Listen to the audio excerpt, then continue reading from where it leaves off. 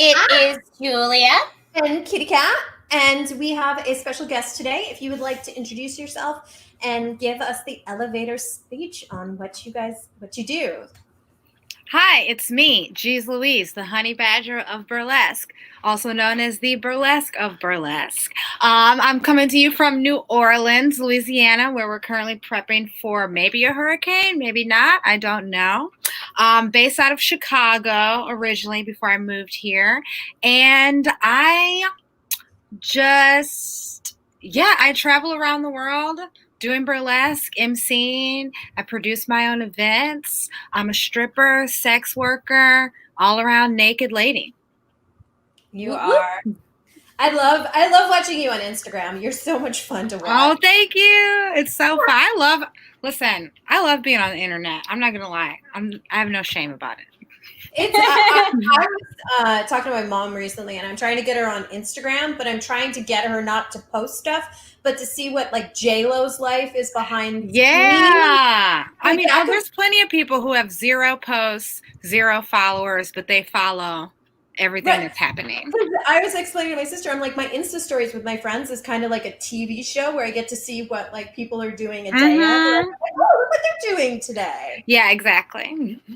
But remember, like, I was just thinking about, like, you know, not even that long ago, a few years ago, it was like, ooh, you're on social media all the time.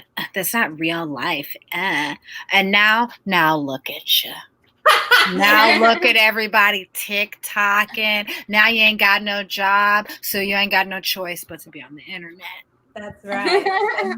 And you always have such great backdrops. Like, I love this one. This is my closet. Oh, hey! I took the doors off at the beginning of quarantine and made my own little stage backdrop so I could enter and exit. You moved during quarantine, right? You moved did you move at the beginning of quarantine? No, I moved to New Orleans last summer. Okay. Yeah. And you just moved for work, or you moved to a different city? You were in Chicago for a very long time. Yes, I was in Chicago, and then my apartment building was sold to a shitty management company, and they gave everyone like less than 30 days to move out. I don't know if y'all have ever been to Chicago, but where the fuck are you going to find an apartment in 30 days? In Chicago, that's not happening. Like in your budget. So my options were like I would have to like move in with a stranger, which I'm not about that life, or I don't know, live in a shitty like studio shoebox. I was like, bitch, I'm 35. I'm not doing that. So I was like, you know, I've always wanted to move to New Orleans, and I was trying to move out of Chicago for a while anyway, and it just presented itself. I was like, well, this sucks. I wasn't really planning on leaving at this time, but you know, it seemed like a good time to just pack up and go to New Orleans. I love New Orleans. I danced there for a week, and it was just so much fun. Just like the dancing, and I was there during a cocktail convention. I was there during Tales of the Cocktail. Yeah, that's right. Awesome. Yeah, and I have a food and travel blog, so I got to like go to a bunch of parties, and I was like, "This is great! Yeah, I miss New Orleans. I'm here right now. I miss it. No clue what's happening out there. New Orleans, I feel like, is like Los Angeles, which is like it's a city about people. You know? No, it's true. It is. It's about like it's so weird without like nobody wants the tourists. Like tourists suck, but like they also keep the economy going. So it's weird being on Bourbon Street and like not seeing a bunch of people. Yeah. A bunch of drunk people throwing up. Yeah. Well, I get that. I'm in Vegas. In Vegas, like you know what I mean? Like it's just kind of like it's like eerie when you drive. It's so creepy. It's like a ghost town. Yeah. You're like, this wasn't built for this number of people. This is built for like a far larger. So many people. So please tell us, how did you get into the sexy industry? What is your sexy origin story? Hold on, I have something in my eye real quick. Hold on. Oh yeah, no, we get it. Do your thing. Hair flying in there. How did I get into sexy stuff? Listen, I did not grow up feeling like confident in my body. Like I'm a very naturally tiny person, and I just always was made fun of for like my body and the way that I look growing up and just being really tiny or not having boobs, not having ass. And so I've always like wanted to be like a femme fatale, like, but I had to use, comedy. Like I used comedy as a way to deflect people making fun of my body. And I remember being like, when I'm 18, I'm going to be a stripper. I just was like, I'm going to be a stripper. And I like had it in my mind. My dad's girlfriend was a stripper. And I remember one day she like came home and like threw her money on the ground and like rolled around in it. And I was like, wow. I want to do that too. So, Dad, if you're watching this, it's your freaking fault. Yeah. So when I was 18, 19, the first time I went to a strip club, me and my boyfriend needed to make rent, so I went to the amateur night. I was like, our rent. Let's talk about how long ago this was. Our rent was $300. So and we were 5 years ago, right? And we were like, oh, $300. God, we don't even have that. It was $300. And his mom used to be a stripper. So she took me to the strip club that she used to work at for the amateur night. You guys had like the audience people then. Yeah, so she like showed me, like she got all her friends to come because, it's based on audience cheers. So she got all her friends to come. My boyfriend was so mad. I was like, bitch, you're not getting $300. So I'm not trying to hear it. And I won. I won the amateur night. And I remember like the sparkles in my eyes. I was like, ooh, strip club. But there was a lot of the black strip clubs wouldn't hire me because of my body type. Because you were too thin. Because I was too small. Yeah. Small. And at that time, I didn't have like the sales and personality. I wasn't very outgoing. I was still pretty shy. So I was just like sitting there like, do you want to dance? Like, I was outgoing. Then I moved to Chicago. I started working at a strip club regularly up there. My kind of thing I was doing for a while was just going to a bunch of amateur nights and like there are winning, but not like working. Yeah. There are a lot of girls that do that. I mean, I saw them go through like when I was dancing in Vegas, where it's like you would see you could only do it like X right. Like 6 months. But then they were like, wait a minute, because I was a dancer growing up, so I like obviously danced. But I think they were like, you should just be working. You're not like a girl off the street that's like an actual amateur. So I started when I was in college. I started working at a strip club with a friend of mine. I went to school for musical theater. So I was just like the girl at theater school who also was a stripper, which was like, ooh. I was going to say that's very scandalous for theater school. Oh, yeah. My friends are awesome, but they were like, we were young, still kind of slut-shamey at that time. So they would be like, this is our friend Jeezy. She's a stripper. Like, they always, our stripper friend Jeez, because, like, nobody knew strippers. Like, nobody had friends or strippers. So it was like, ooh. And like I remember we used to have like birthday roasts for people's birthdays, and whenever anybody tried to roast me, they'd be like, Jeezy's a stripper. It's like, and you're like, yeah. You're like, and you're an accountant. Bitch, I also have an apartment. Like, what the fuck? Like, what? Yeah. So that's kind of where I was doing before I got into burlesque. And then when I found burlesque, I was like, oh, it's like theater and stripping. So I can combine my musical theater life with my strip club life, which was like mind blowing to me. And isn't it amazing? And do you find yourself as a musical theater background, are you more like dancer based, or are you more costume based, or do you like to create the whole persona? I am not a costume. Listen, no, I will wear some leggings. Like a t-shirt. I feel like maybe because, especially coming into burlesque, I was like, where's the costume designer? Where's like, are they bringing our costumes to tech? Like, I was like, oh, we gotta make our own. We gotta like make it. I'm not getting fitted in the costume shop. Like, so I was used to coming from theater. I was used to, getting measured. You get your costume, you give it back at the end of at the end of the run. So I love performing.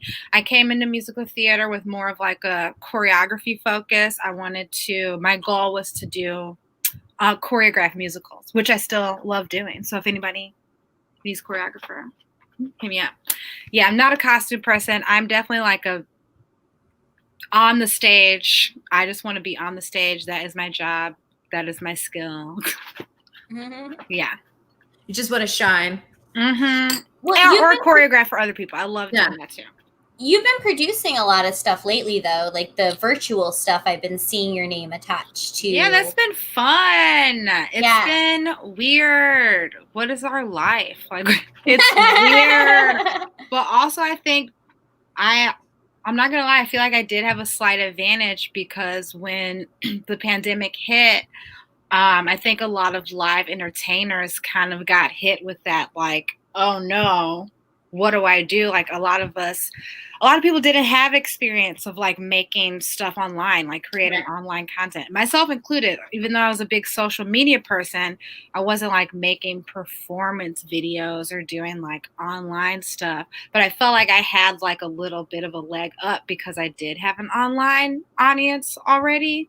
So I do notice that it is hard for some people to get an online audience if they've only been focusing on live in-person stuff. It is amazing to see how, as quarantine keeps going on, people are evolving. Like Harley Harper, who does the damn DeMilles, like her videos are now looking like music videos. Like she did like a Snow White one this weekend that I swear looked like it could have been on MTV. Like which back is in awesome. I mean, when are we? I want a burlesque music video channel. Really? Oh my god, that'd be the greatest. Yeah. And I'm sure it's an app out there somewhere you could create. It can't be Yeah. that hard. True. You just got to give people music. You're like, you do not get to pick your music. We're this app. Here is the music you choose. Exactly. And I also been doing a lot of drag shows online because I was definitely heavily involved in the Chicago drag scene a lot. And you do shows with Tito Benito too, right? Best friend, love of my life. Best friend squad. Best friend. Yeah, we do a lot of stuff together. We don't live in the same city anymore, so it's been kind of hard. But yeah, there's the drag shows you can't. That's been the good challenge because drag shows you can't.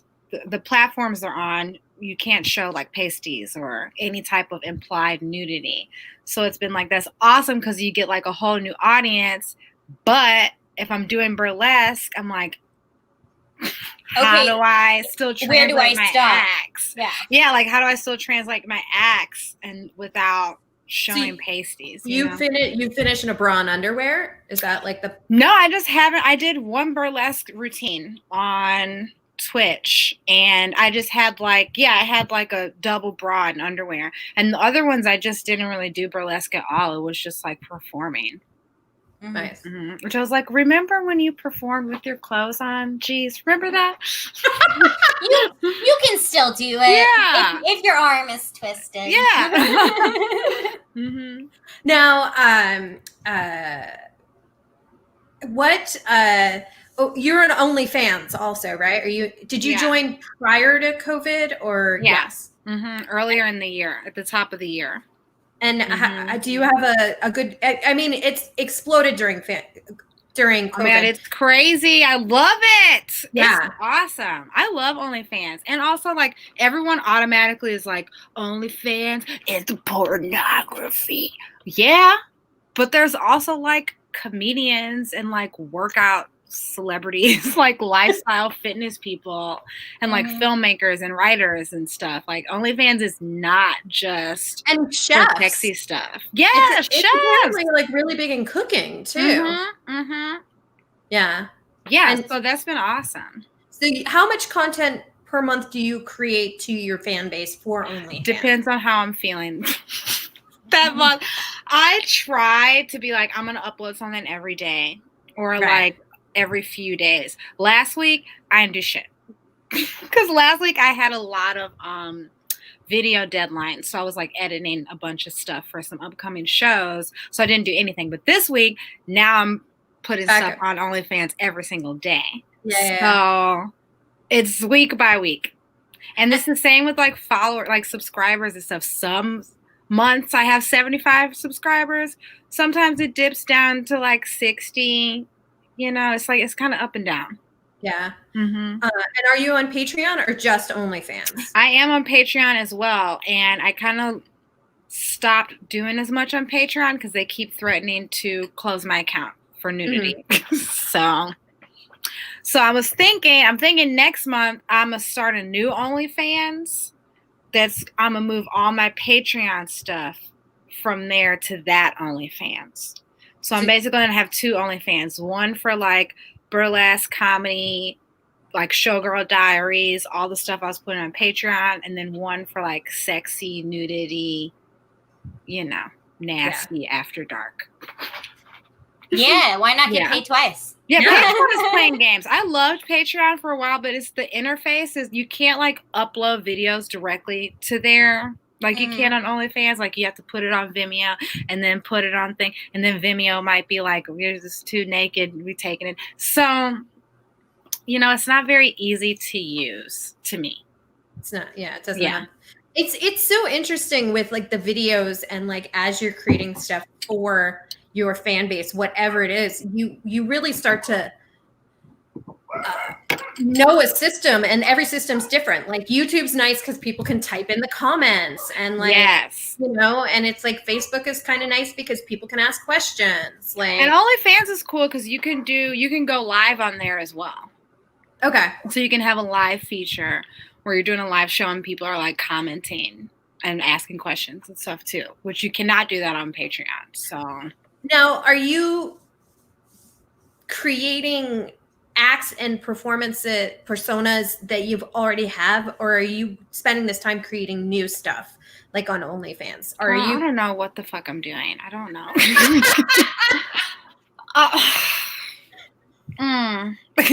I like at this like middle quarantine, I was like, I'm over burlesque. I can't even do it anywhere. What's the point? I'm the #1 burlesque performer in the world. I can't even do burlesque.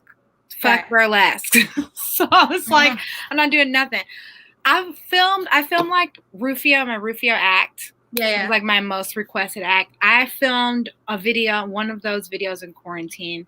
But everything else has been like, now that we're out we can be outside a little bit more, is a little more options. But like, I'm just not really feeling inspired by the inside of my house to do all these characters that existed previously, you know? Yeah. No, like, it's just kind of weird. Like, it's just work. So we're just in the kitchen, but I'm doing like, and sometimes it works if it's a comedic act, but like right now I'm in like I'm feeling like real sexy femme fatale kind of mindset this month. Yeah. So I'm like, what am I going to be like over here by the bookshelf? Like, you know, like it's just like our house is cute. I love my house, but it's just not very inspiring for a lot of stuff. Yeah. Burlesque stuff that I like. My burlesque is very like comedic, high energy, audience interaction. So that has been something that's been hard for me to like translate on video. So I've just been like, I'm just going to do all new stuff. There's no point. Why try to recreate magic that's just not the same and that's not going to be there. So it's been easier for me to just like focus on completely different things. Yeah. Mm-hmm. Yeah. I mean, it's very interesting. I find that there are a lot of artists that are doing really well with quarantine, but then there are a lot of artists that have like no creativity during quarantine, which is also fine. Like it's so up and down too. Like one week I'm like, let's do all this stuff. I have all these ideas. And the next week I'm like, bitch, I need a job. Like I'm not doing this. And it's hard. Like, and especially like people don't understand. I feel like making videos also has a certain privilege. You have to have a decent phone with a decent camera. You have to have a decent laptop to be able to edit and get sound right. And it's like up until this year, I didn't even have these things. If this quarantine would have happened a year and a half ago, I would have been fucked. Like I just now upgraded my phone and laptop, which I'm thankful and lucky for. But like anybody can't just be making a video. Like what if you got a shitty camera? Like what if you don't even know how to edit anything. You know, it's a lot of work. So I don't blame people who are like, I'm not doing this. Yeah. I actually bought a new computer at the beginning of quarantine because I was like, oh, I can't deal with this old computer if I'm having to do I did too. Yeah, I was like, look, like trash. Yeah, I have to, or because I was like, the computer's gonna drive me more crazy than like just paying for it. My computer was so slow. I was like, I'm not. We're gonna be making videos every week, every other week. I'm gonna have to upgrade. You know, so I was grateful for quarantine for that because it kind of like forced me to upgrade my technology. But also, it's still a lot of shit that I don't understand and I don't know, you know? It's a lot. Yeah. I mean, it's all a learning curve, and it really just depends what you knew and like whether or not, like, I remember I always wanted to use cameras, but I was always overwhelmed by all the things that could go wrong. So it took me a long time to start picking up cameras because I always wanted to make stuff, but I was like, yeah, same. I just felt like I didn't know. I was like, oh, I'm not a technology person. I don't know. And then the people who live in a studio apartment, who's gonna help you film? Your cat, you know? Like if you live in a studio apartment, you're like, I'm not inspired by this. Also, I need another person to like help get the angles and lighting and stuff. So like, it's a lot. I'm very fortunate that I live with my best friend. I live with her partner, who's also an amazing videographer. So like, if I needed somebody to be like, Jen, can you help me? Like, I've still been filming everything on my phone just because I'm that person that likes to do it myself. But sometimes I'm like, bitch, you got a microphone, you got some lights in here. Like, help me out. Right. Yeah. And you are also you were doing stuff for the Beehoff fundraiser. Yes, that is what took over my life last week. I'm post nothing on OnlyFans because I was waiting for the Beehoff to be over. Oh my God, it was so awesome. I curated a showcase this past weekend, this Saturday, and that was a lot. That was a lot for sure. How many? I didn't want to do. We had 10 acts. Yeah, 10 acts. But I didn't want to do like, you know, it's hard like trying to like, you just can't recreate the entire magic of an online or of a live show online. So I feel like we have to keep like innovating and doing stuff different. Like it felt weird to just eat in between each act, be like, wasn't that great? You're like, oh, some love coming up next. You know, like I feel like you have to like make it different because we're like in the house. Like it's almost at that point you become like a newscaster, like in between videos. Yeah. So like we did a couple skits and bits in between, which just helped me feel like just fresh and different and not like just trying to only recreate a live show online. Yeah. Yeah. And it went well?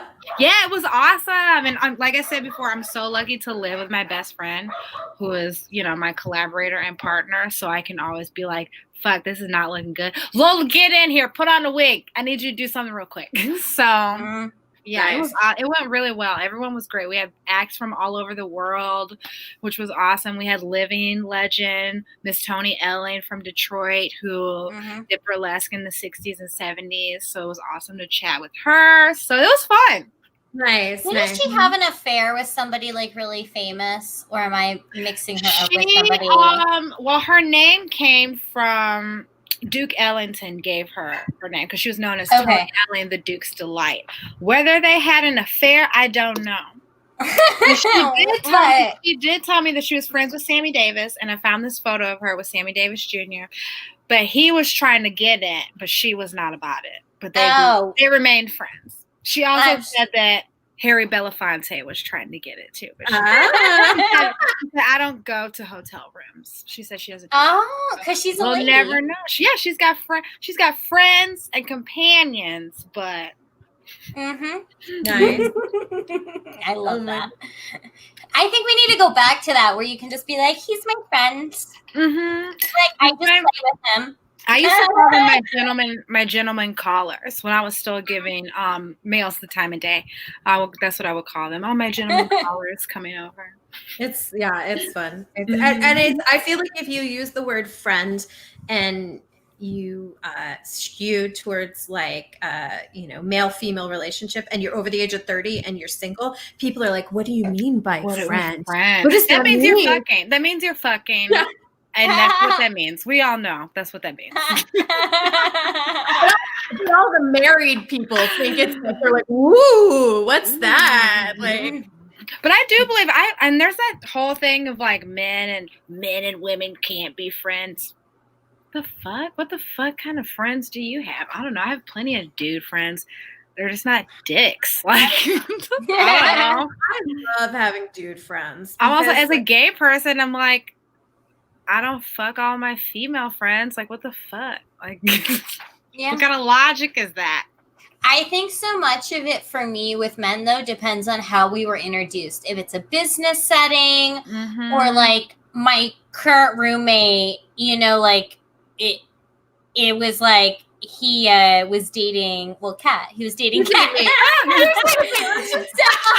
It's like, how do I say it? So it's like, like because he was dating like my best friend, it's like you put that X in your mind. It's so true. Like, that is you know true. what I mean? I feel like most of my like straight male friends that are my close friends, I've known them since high school. So we've been friends for a really long time. So if anybody tried something, that it'd be weird. It's like, what, really? 20 years later? And it's also like the thing about having a friend for that time frame is that they've known you in so many ways, and that's kind of so many ways. That's the fun of them. You can be like, remember when I was like this, and they're like, yeah. And you're like, remember when I did that, and they're like, yeah. Like, yeah. And it's like it's different now that I'm a full ass adult in my mid 30s, because before, like in 20s, it was like, I remember like if they had a girlfriend and they found out that I was like a stripper or burlesque, that meant that automatically we were gonna have sex. It's like, bitch, don't nobody want your dusty ass man. First of all, right? Could have been had it. Right. No. Also, like that's not what strippers and burlesque dancers do. No, they're usually those people, like if you get to fuck a stripper, like usually they're like a really good person or not. But like, I mean, but it's also like, they used to be like, I remember it'd be like, they see my naked face, but you're friends with this person. Bitch, be secure in yourself, because ain't nobody got time for this. Ain't nobody got time. And I'm definitely not worried about your dusty ass boyfriend that's been my friend for 15 years. You're like, if I wanted him, I would have gotten him at this point. But don't nobody want him but you, girl. Like, right? But I'm like, again, that was like, when we're just figuring our lives out, when we're still in our 20s and like, who am I? Am I secure? What is this? And like now I'm like, bitch, no, we're not doing this. Yeah, I really enjoy my 30s over my 20s. My 30s are much more fun. I got say. Titties now. I just went through puberty like a few months ago, Look at and you. now I have full like who is she? I'm all about the mid 30s. I love it. Yeah. Well, yeah, and I mean, I think the longer you're on this planet, the more, if you've done the work and you figured out who you are, you're having fun because you're being the best version of you. You're yes. I love to take off my clothes in front of people, so I'm going to do it and make money, and I'm not going to feel guilty about it. Whereas, and I have I'm so much more secure in who I am and what I do want and what I don't want than I ever could have been at 21, 22, Yeah. And even just being a sexy person at 21, 22, I just didn't have that confidence that I do now, Right. Yeah. It's like I feel like a lot of your early 20s, not at least for me, was pretending to be sexy. It was very much like, you like this? Ooh. A lot of this face. Is that hot? Yeah. I was pretending. But I also, like I said before, as a person who's always been very small and underdeveloped and just like the runt of the group. I've always felt like I've just been like, I'm a woman too, guys. Hey, I'm a woman. Like, and I was very much like pretending, and like I felt like I was trying to put on like an adult costume. Yeah. At that time. But now I'm like, no, I'm an adult and I'm sexy and I'm hot and I'm 35. Absolutely. Even though I look, bitch, come on, 35 how? Like, look at the skin. So let's tell us some fun stripping stories if you have any, because we get a lot of burlesque people on, but I stripping stories. I fucking love strip club stories. My strip club experiences have been all over the place because I've worked at a few different types of clubs. And let's see, when I worked at this place called Polecats in Chicago, it was so far away because in Chicago, if you have strip clubs in the city limits, which there's only 3 of them, they can't sell alcohol. So if you want an alcohol and a strip club, you have to be out of the city limits in the suburbs. So I was carpooling with my friend, my theater friend who got me the job. But when she couldn't work that weekend, I had to take like a bus and 2 trains and a cab to get to the strip club. It was so far, so ridiculous. But it was awesome. It was like a huge, like, it was really big and real fancy because this one people still kind of had money to go to the strip club. Like before 2008. This was around like that time, 2007. Yeah. 2008, that time. This was the first place I saw an aerial. I'd never seen aerial before. This first place I saw fire tassels. I was like, what? She set her titties on fire. What the fuck? Yeah.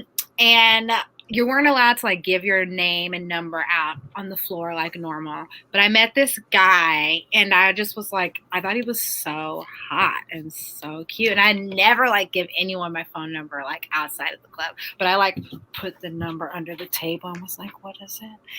And that night I got off work, took the bus, 2 trains, all that shit back to my house. Wrote my roommates a note. Hey, just got off work. I'm going to go to Miami with this man right now. By the time you get this note, I'll probably already be in Miami. Because this is before, like, nobody had, like, iPhones or shit, like smartphones. Yeah. So I write this note. I was like, I'm going to be in Miami. This is his name. I'm safe. I don't know what else to tell you. Bye. So I literally, like, he was a professional lacrosse player. Oh, which was fancy. And yeah, I just got on a plane and like went to Miami for 24 hours with this man. And like, I didn't really do any research about him at all. I had never met anyone outside the club. We went to Miami. We had dinner on the beach. We went to a strip club. I got kicked out of the strip club for dancing on the pole. I didn't work there. We got kicked out of a cab for like trying to have sex in the back of the cab. Like, it's crazy. And then I went home. Yeah, perfect. So you had a good time, and then you went home. Yeah, and then we Googled him and found out that he was married. And it's like, oh. And I confronted him, and he was like, that's his fault, not yours. Yes, but then he was like, well, you knew what this was. I met you at a strip club and got you a plane ticket. And I was like, oh, yeah. But I had never like been in that situation. Oh my God, I'm like the side stripper chick. Like, what the fuck? But it was kind of exciting. I don't know. I kind of liked it. Yeah, maybe. Like, I didn't want him to be married. I felt really bad, but I also was like, well, yeah, we did meet at the strip. Like, come on. What did I think? Yeah. But the point is that your job is not to regulate other people's relationships. No, but I had a good time. Yeah, exactly. And that is all you're responsible for is your own experience. You had a good time? I had a good time. Exactly. I got to go to Miami. I had never been to Miami before. I'm pretty sure that was the first and last time I've been to Miami. So got kicked out of a strip club, kicked out of a cab. It was great. Now, is Chicago the one where everybody has to wear like dresses? Some clubs you do. They're very much like evening gowns. It depends on some clubs it depends on like the day of the week. If you're working on like weekend nights, it's definitely like gowns places. I've never worked at a strip club up until I moved to New Orleans, that lets you wear 2 pieces or like little bikini sets. You can't have your ass out. Like you can't wear a thong on the floor. You can't just have your titties out on the floor. Absolutely not. Yeah, you got to be. You can't even wear like a sheer dress. It has to be like covered. And I remember being like, bitch, it's a fucking strip club. What the fuck is this? Like, what is happening? If I wanted to, I came here to work at a strip club to have my titties out. Right. Yeah, it was definitely something when somebody explained it to me. I'm like, wait, what? They want you to be classy because it's a gentleman's club. They're classy. They want you to be classy. Yes. But the polecats, I went through a lot with them because they wouldn't let me wear my natural hair. I could only wear wigs. They wanted me to have straight hair. Yeah. They wanted you to have white girl hair. Was it a white club? It wasn't a black club, right? This is the thing. It was upsetting. It was pretty mixed. It was a mixed club. And the thing that was upsetting is that the entertainment director was a black woman that was telling me this. And I was like, girl, they brainwashed you. What the fuck? Like, she wouldn't let me wear an afro at all. And I remember one day she wasn't there that day. And I was like, she's not here? Okay. Took that wig off, had my full afro. Bitch, when I tell you I made so much money that night, because everyone was like, whoa, we've never seen a girl with an afro at a strip club. Like, and they want novelty, like a lot of the time. Yeah, and you know what they want? Regular ass looking people. Yeah. They want somebody named Jane. They don't all want somebody named Peaches a la mode. Like, sometimes they just want your name to be Mary. My stripper name was Susie when I first started out. That's good. Yeah, because it was like Girl Next Door. And it was also, the club I was working at was so big that the stripper name was so extensive that we literally pulled out like the top 100 stripper names and every single one was in there. That's hilarious. And when they came up with one, they're like, you're Susie. And I'm like, Susie? And they're like, yep, you're Susie. I'm like, okay. Okay. Yeah, I've been through a lot of stripper names. But yeah, I just was like, this is some bullshit.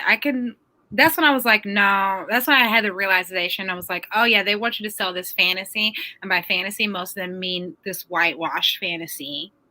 And I wasn't doing that. Yeah. So after that, I was like, what are you going to do? Fire me? Like, I mean, technically, yes, she could have fired me. But no, I just wore an afro when she wasn't there. Yeah. And made the most money of all. There is, or at least there was, someone in Minnesota that apparently has one leg. She's a stripper and she has she's one leg. And she's very famous and she makes a lot of money. Apparently. Yeah, I'm sure. Like, are you kidding me? And it just blows my mind that like all these strip clubs are run by freaking dudes who think that what their fantasy is what every person's fantasy is. It's not the case at all. Well, if a dude walks in and they're looking for something and it's not there, they usually leave the club. Right. Like unless they're with a group of guys, which is why I always said it behooves you to have like a little bit of everything. You should have thicker girls. Yeah, you should have a little bit of everything. And as terrible and obnoxious as most male patrons are, they're very honest. They'll be like, they will definitely be like, you got to have a thick skin. Because like you'll walk up to a table and they're like, oh, I like black girls with big asses. Or you don't have any titties. I'm going to need. And you're just like, okay, fuck you. I hope you have a great day. I hope you find what you're looking for. I remember one of my favorite rejections was I walked up to a table and the guy's like, listen, you seem like a really nice girl. He's like, but you look exactly like my stepdaughter. He's like, I can't stand it. Like, he's like, I'll tip you. I'll tip you for talking to me, but he's like, I can't do anything to you. Yeah, my tactic in the strip club is I'm a talker. Yeah. I'm a talker, which used to get me in a lot of trouble at polecats. They would constantly pull me to the office and be like, you're talking too much. You're not doing enough dances. You need to be doing more dances. But I just wasn't telling them that people were giving me money for talking to them because I wasn't giving the club a cut of that money. Right. I was like, oh, yeah, well, I made $0 tonight. That's crazy. But like, if I'm sitting here talking to somebody and this man literally one day gave me $600 because I told him I was going on vacation. And he was like, you seem like you work really hard, because I was in school at the time, and like, you know, you just really deserve this vacation. So thanks for talking to me. Here's $600. You think I'm giving the club a cut of that $600? Absolutely not. No, not at all. So that's my leg up is they're always like, what are you doing working in this club? You're not like the other girls. Oh, they love to say you're that. not Oh, like they- no they one's like love the other They girl. love it. You're not. What are you doing? Oh. You've got such a great head on your shoulders, and you're really smart, and you've got a future. And I'm like, oh my god, I know. Give me $600. Like, what the? They always think that they're like, you know, giving me this advice. I was like, they always think they're telling you something you don't know too. That's the thing. Like when you go Right. out with when you're with like somebody like that, they're like, "Oh, you're so special." You're like, "Yeah, I fucking know." Oh, you're different. You're not like the other girls. No, bitch. No one is like anybody in here. Yeah. Like, I don't know what you're talking We're about. all unique individuals. There's some really bitchy women in here, and there's some smart women in here. Like, Yeah, there's some people that are mom. There's some people who work here because they have to work here and they have no choice. There's some people who work here because they want their titties out for money. Like, there's no, like, they have this whole, like, everyone who works in a strip club is downtrodden and in school for nursing. Like, it's always like, oh, I go to school for nursing. And I know people just say that. A lot of people don't. They just say that. So, but they think they're going to like save us and like give us all this advice and whoop, wop, whoop. It's not happening. I really do think that, like, you know, because they always say you're not selling your body, you're selling the fantasy, right? You're selling what they're needing. And I think that so much of it is they just want to be the hero in their own lives, but they're not in their own lives. Absolutely. So it's like they get to walk in and they get to be like, I'm gonna help. I'm gonna save these girls. I'm gonna help them. Yeah. What is it? What do they call it? Captain Save-A-Ho? Oh, Captain Save-A-Ho. Oh, it's absolutely Captain Save-A-Ho.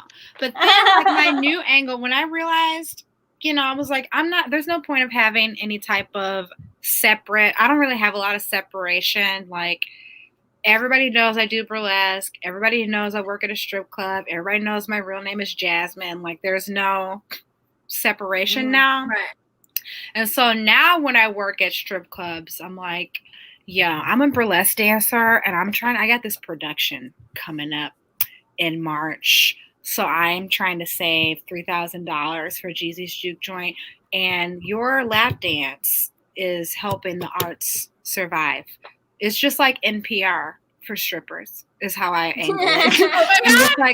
I'm just like, you getting this champagne room right now is helping the arts. Because in March, we're going to have a really great production. I'm going to put your name in the program. I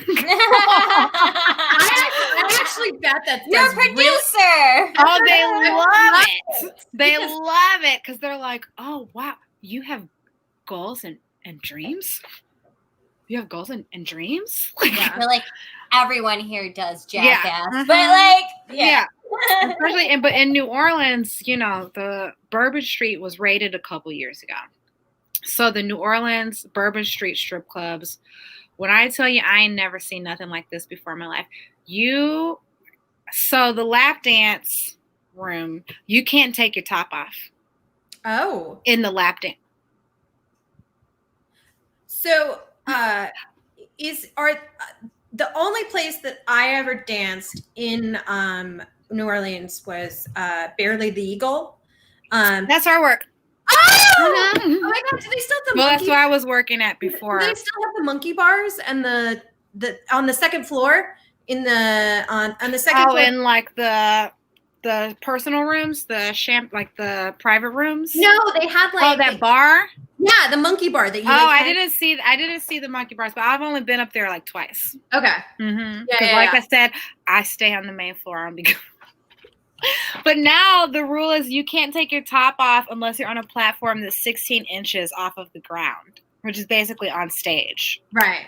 So, and there's no lap dance rooms that has platforms that's 16 inches off the ground. So basically you can only take your top off on stage. There's no, like, you can't really, like, grind. It's like air dances, you know. I'm sorry. I work at a strip club because I want to grind on some fucking dicks, dude. Like, I want to have my titties out That's why I work at a strip club. Right. Mhm. And it's so frustrating, especially when like you don't look like, you know, femme fatale. Like, do you know how hard it is to upsell a lap dance with no titties? Like, it's really hard. So I've been like, well, you know, if you go over to the Always Lounge on Thursday nights, we have a burlesque show, and you can see a lot more over there. Like, so because you can't, like, the burlesque panties that I wear in burlesque shows are too small. I can't wear those at a strip club. That is so crazy. So I've been getting my strip club patrons to come to the burlesque show. And then they're throwing the dollars. Yes. I'm like, this is where it's at. So that's been my, sorry about it, but that's my angle. I don't care. I love it. I love it all. Yeah, I'm just trying to. I'm just your patron of the arts, right? And if people want to find you online, where can they do that? Ooh, okay. You gotta make sure. You see how it's spelled? Geez Louise, you gonna be trying to spell it all kinds of ways. Just spell it this way. At Geez Louise on Instagram. At Geez Louise on Twitter. A lot of people don't follow me on Twitter, and that's where I really be like throwing shade and giving you the goods. So you can on Twitter. Exactly. It's so the complete opposite of Facebook. Exactly.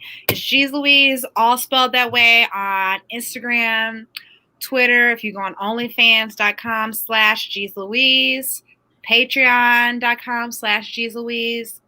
Listen, if you're even on Sex Panther, you can find me on Sex Panther. We can sex. What is Sex Panther? It's like a little phone sex where you can chat with people. Oh, what? It's fun. It's fun. You can use your Google Voice number. You know. Yeah. Yeah, it's fun. That. Yes, I think my name is Jordan on there. I don't know. I have so many different names. I don't know. Yeah, I'm all over the internet. I always love it, like when somebody asks your name in real life and you've been dancing too much and you respond with your stripper name, because I'm always like, geez, Jordan, Jasmine, what? Something with a J. It's something with a J. I got a name. Jesus Jordan Jasmine is something. I know. And every time I go to a strip club, I'm always trying to be like, they're like, what's your stripper name? I'm like, Jasmine. They're like, that's your real name. Damn it. I just want to use it. It's a perfect stripper name. It is such a good stripper name. I know, but they won't let me. No. It's some bullshit. Awesome. Well, thank you so much. This has been fantastic. Thank you all so much. It's been so fun. I know. You are a great guest. You are definitely a host. Let's put it that way. I'm definitely going to be listening and watching the rest now that I know. I didn't know about this podcast. It's the first I'm hearing about it, so now I want to download like all the old episodes and catch up. Yeah. And also, if you have any suggestions, we're always looking for suggestions on guests. Oh yeah. Oh, I got some people. We would love for sure. We love interviewing fun, sexy people. You know, the more people we can show in the Muggle normal world that like sex workers are just normal people who are really smart. They're regular ass people. Probably you probably work at the office with them. You'd be talking to them at the water cooler. You don't even know. Yeah, exactly. That's what we're trying to show. Is that's just like normal jobs. Yeah, sex workers. They're just like us. Some of us are them. It's true. Yes. Thank you all so much for having me. Bye. Bye. Oh my gosh, she was so great. I love her. Cute. Don't we have, am I speaking out of turn? We have videos of her, right? I believe so, because she was at the Strip for PP event that we did in Angel City. I think if you go to WTT Burley videos and you go to the Planned Parenthood, the Strip for PP videos, you can find some videos of Geez Louise. Yes. And she was one of our first people we ever hired for the Green Light District, too. Oh, yeah. That's right. Because she does a lot of stuff in cannabis entertainment already, right? Exactly. Yes. Yeah. So. Is weed legal in New Orleans? I don't think so. I don't. That would be very hard for me to move somewhere where weed wasn't legal. Yeah. But she mentioned that she does OnlyFans, which brings us to kind of the first group of tips that you found this week. Article tips. once again from Vice. It's so funny. I actually was like looking at the author and I was like, I think we should interview the author of this on our website because like she writes for Playboy, she writes for Vice, all of them. Yeah, this was what they did was Vice asked OnlyFans creators to make how to make a DIY solo sex video, which is like you want to send it to your boyfriend or your girlfriend, or if you want to do it on OnlyFans by yourself.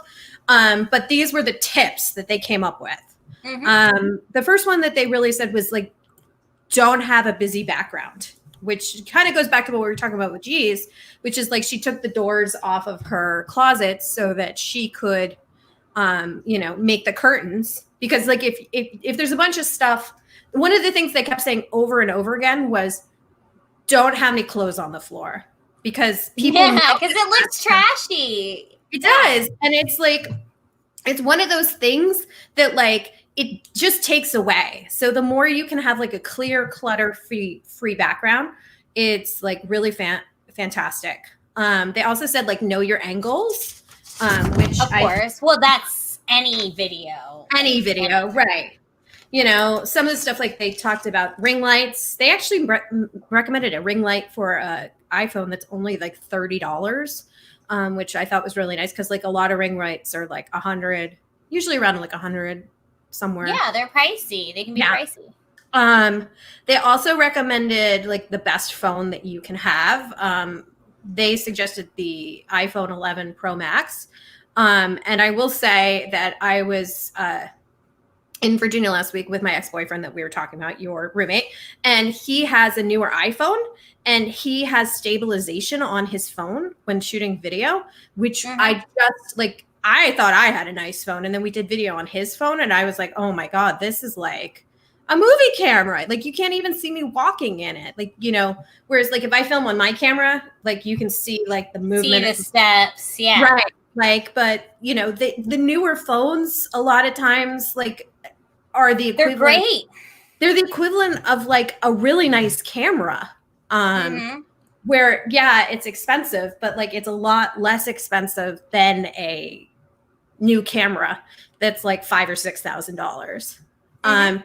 They also suggested if you had the ability to use different angles to like do different takes on different angles and cut it together, because if it's like if you just have like one shot the entire time, it gets a little boring, of course. They said if you're doing a JOI video, which is a jerk off instruction video, they said always do it face forward like you're talking to the person. Yeah, because that's what you want it to be like. Yeah, like. Whereas if like you're doing a sexy thing, you can do it off to the side like a voyeur. Which I was like, oh, that makes a lot of sense. I didn't think of that, but like, it's part of the storytelling of porn, Exactly. It's like, just good film editing. It is. It's knowing what videos you need to tell, what story you want to tell. Exactly. It's the same as any other. Why are we separating it? It's really like any other mode of storytelling. Absolutely. They talked about clothes. They said fishnets are always amazing to like cover a lot of issues you might be having with your legs. They said whatever you feel the most sexiest is going to be the sexiest thing for you. One of the creators who was talking said like, well, the worst thing is like if you feel uncomfortable, because it will absolutely translate to the video. And she said that one of her best videos on OnlyFans was her wearing Star Wars pajamas. There you go. She said she's like it did much better than me in a lingerie. So yeah, I thought those were all great tips. Like they're all tips that I was like, okay, that makes sense. Like I mean, it's a business. You're marketing yourself against other people, so you have to make sure there's a certain level of professionalism, or your quality of content is not going to get noticed. Exactly. It's like any other form of video communication. Correct. And that's the thing about porn is it's not really any different. No. Except you're naked and, sometimes enjoying yourself. Yes. But you also sent me, okay, so I have to admit, I didn't quite know why you picked this week. You sent me an Instagram page to check out. Oh my God. Did you look at this guy's Instagram page? I mean, I'm on his page right now. Yes, this is his page right now. We can press whatever buttons. Yes. So, this gentleman who I believe, based on the flags, is Italian and the United States. I think he's Italian guy living there. He does the most amazing feather work I have ever seen. If you clip on can you click on the stories? Let's see. I might have to log in. Let's see if I can log in. People might see all my stuff, but that's okay. You keep talking. You got to be really deep in to be looking up Julia's login code for Instagram at this point. You'd be staring at the screen. Come on. But his feather work, I've just never seen feathers as glorious and as interesting as some of the stuff. So look at the stories from 2019. There's not a lot in 2019. Okay. Yeah, there's only one in 2020. Oh, okay. Yeah, and if you just click through, they'll pop up. Just gorgeous, things that, I mean, they're pieces of art where he seems very big into the drag gay scene. But I just was amazed by the quality. They're just also gorgeous and interesting, and masks and things that wrap around, the cape. So can you tell them what this Instagram page is called? I don't even know if we've said it. It's Redaggio. It's Redaggio.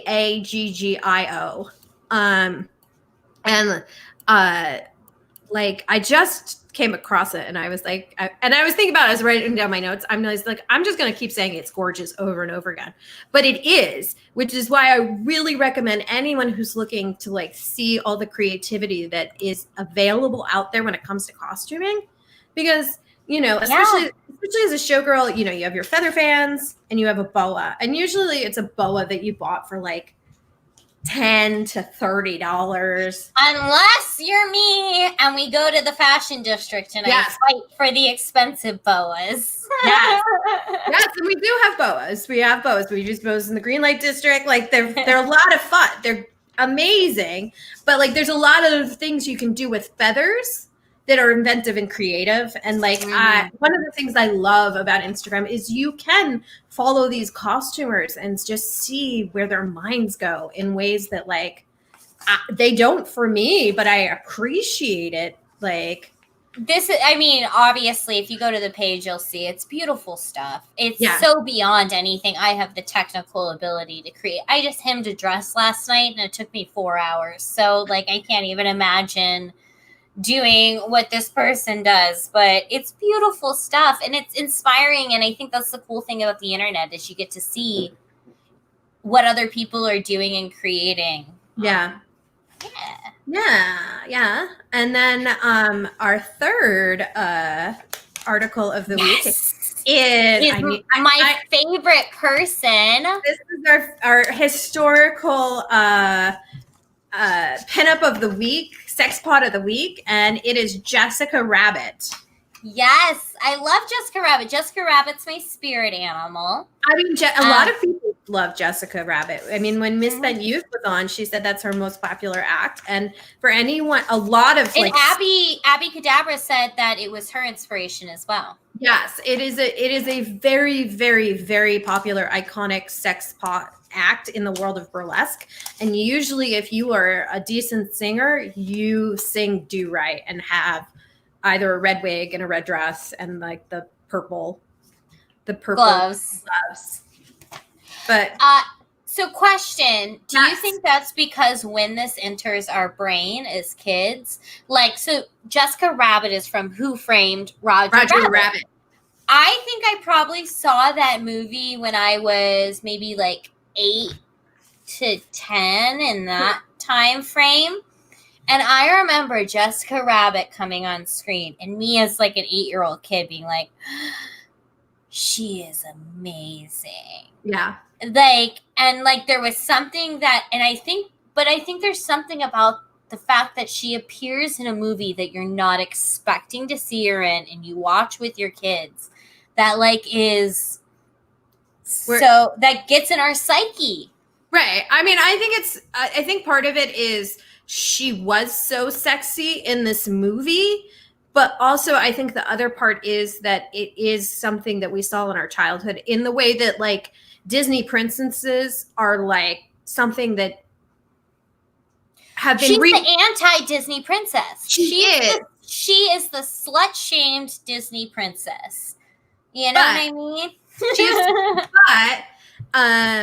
Which we'll get into a little deeper, is that like they had a partnership deal between Disney and MGM Studios when it was MGM Studios in Orlando, Florida. It's apparently now Hollywood Studios. They renamed it like in 2008. But there was, when Who Framed Roger Rabbit came out, there was an entire store dedicated to Jessica Rabbit memorabilia at MGM Studios called Jessica's. And it was open for 3 years. 3 years. There was an entire store where you could only buy Jessica Rabbit stuff. Oh, I would buy everything. I'd be like, I want the Jessica Rabbit apron and I want the Jessica Rabbit t-shirt. Yeah, and the fun thing about this Wikipedia article is I learned a lot of stuff about it, which was that Who Framed Roger Rabbit was a book before it was a movie. And in the book, she's not... In the movie, she is sultry but moralistic, which is she is super sexy, but she's absolutely in love with her man, right? Mm-hmm. And and that was one of the things that was very appealing about her. When they, I think it was Robert Zemeckis who ended up directing this movie. I cannot remember, but they brought in Kathleen Turner to be her voice, but Kathleen Turner is uncredited in the movie because she was pregnant at the time and she was just like, whatever. It was like a throwaway like day where gig. Yeah. It was a throwaway gig that she was like, I don't give a shit. I will do the voice. And then she didn't sing. Amy Irving, who was married to Steven Spielberg. And it was, she was an actress. She was a Broadway actress and did a bunch of movies like in the 80s. She was the vocals for the singing part of this. And Kathleen Turner says she signs more headshots for Jessica Rabbit than she does with actual pictures of herself on it. Ah, that's funny. Okay, so now Robert Zemeckis, his wife is like a burlesque person, Huge. Right? Huge burlesque. Do you think that maybe, like just maybe... Let me double check, but I'm pretty sure he directed it. But like, no, I just Googled it. He did. Okay. But his wife is a burlesquer and kind of a burlesque producer and burlesque historian. And part of me kind of feels like maybe he was attracted to her because she was like a Jessica Rabbit type. Yeah, I mean, it's totally possible. Like the thing about Jessica Rabbit is she's very comfortable in her body. Like she is a femme fatale. Like she doesn't apologize for being there. Another thing that I really enjoyed about in the random facts was when they animated her, when she walks, her boobs bounce, they bounce up instead of down, which is how boobs naturally bounce. Yeah. It's suspending disbelief. We are watching a movie after all. Right, it's a cartoon movie about a sexy sex pot, who's a cartoon also. But I thought that was such an interesting tick. And if you watch it, they bounce up instead of the bouncing down how you normally would. So, but they said she was a combination of Veronica Lake, Rita Hayworth, and Laura Bacall all in one. Lauren Bacall. Yeah, no, I think she's amazing. I mean, I named my company after her. Do you, right? Yeah, and we, I believe, have videos of you singing that song. Yes, I think we have multiple videos of me singing that song. We must. And speaking of red pinups, to get that pinup look, I'm very excited. We actually got these in this week. Pinups on Tour is partnered with Tinsel Cosmetics to create a really amazing red lipstick. I'm actually wearing it right now. You can wear it. It doesn't transfer, kiss off or anything. And what's really cool is if you're watching the live stream, you can see we have Pinups on Tour written on it. Down. It's upside down. Well, okay. Give me a There we go. There you go. Pinups on Tour. Nice. And then the bottom of it says Kiss Yvette. There we go. Oh, yeah. There we go. But it's really fun, and it's honestly just an amazing product. We're doing a virtual release Wednesday, September 9th at 6 p.m. Pacific, 9 p.m. Eastern on our Facebook page at Pinups on Tour. So you can order your lipsticks or just watch us perform. We're going to try to do a slightly bigger production than we did for our last virtual show. I was really inspired by how Misfit Youth did her live show. I thought that was like a really cool format. So we're going to be adopting some of that, so performing. You watched her show. I watched, yeah. And I want like, I really liked how she did it. She did a great job. And I don't even know if you can like pass watch shows, but I recommend it. But yeah, we're going to steal some ideas from her in the sense that she had everybody in one room and did the show that way. We're going to have our Vegas cast try to put together a show where we're socially distanced, performing safely, but still performing together, and then bringing in different people from across the country, including the creator of Tinsel Cosmetics, who is also a burlesque performer. So, awesome. Yeah, very excited. I believe we're going to bring her on the podcast in not too long. So, and where in Texas is Tinsel Cosmetics? Dallas, I believe. Dallas. Yeah, Dallas, I believe. But otherwise, yeah, if Pinups on Tour, we're going to be on the road. Things are changing daily, honestly, with our shows. It's like I've become the most flexible person in history at this point. Nothing can faze me, but we are still on the road. We are still doing shows. You can check that out at pinupsontour.com. You can check out all of our past videos with WTT Burlesque on our website or on YouTube at WTT Burley. Find us online at WTT Burley. And of course, if you enjoy the podcast, if you enjoy listening to these awesome, amazing, sexy performers and business people, please give us a like and a nice review. It goes a long way in the algorithm towards getting iTunes to like us. And I think that's all I have for this week's What's Better Than Sex, Kat? Nothing. We're still going to try to figure it out, though. Yes, it's true. It's true. All right. Until next time, guys. Awesome. Bye. Bye.